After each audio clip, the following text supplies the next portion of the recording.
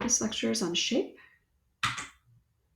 This is a definition of shape. Shape is a two-dimensional area confined by an actual line or implied line, an edge, for example.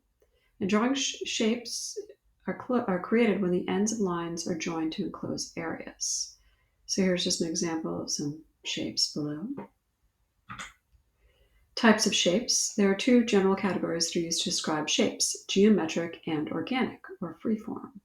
Geometric shapes. They can be described using mathematical terms. They are very regular or precise. They are more often found in man-made things because they are easier to reproduce and make things with. Examples are squares, rectangles, triangles, circles, ovals, pentagons, and so on. Types of shapes. Organic shapes, or freeform. Continuation of the types. They are difficult to describe using definitions, are regular or uneven, and more often found in nature. Examples could include the shapes of clouds, puddles, trees, leaves, rocks, and so on. So this shows you below some organic shapes.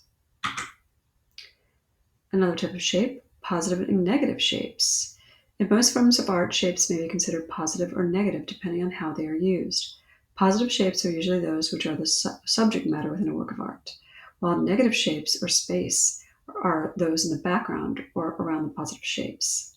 By viewing images as silhouettes, it is easier to understand what the positive shapes and the negative shapes are. Here's an example from the artist Kara Walker called The Keys to the Coop. Says the artist is best known for exploring the raw intersection of race, gender, and sexuality through her iconic silhouetted figures.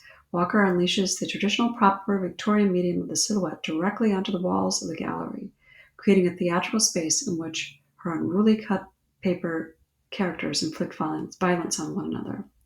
So these are in cut paper, very detailed.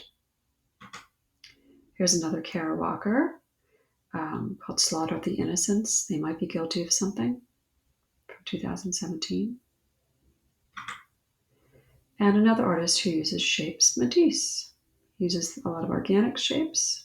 You can kind of see that these are cut out. Perhaps you can see in the paper a little bit. There's actually some cuts in the paper here that I could see in certain areas. It says it's called Icarus from 1947.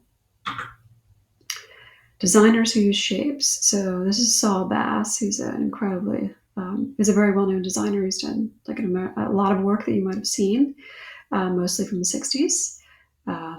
So logo design is sort of very reliant upon shapes. It has to look good, tiny, tiny, tiny on a business card and really big blown up on a billboard.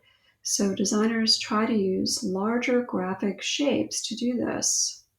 And these are just some different logos that Saul Bass has created.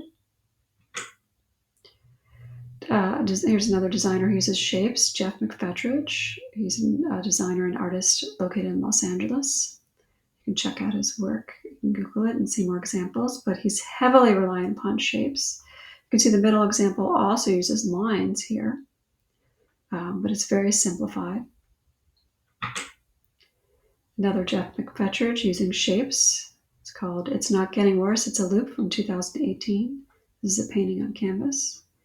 You can see very simplified shapes used to define the face. And I think that's it. That's the end of my lecture. Thank you so much.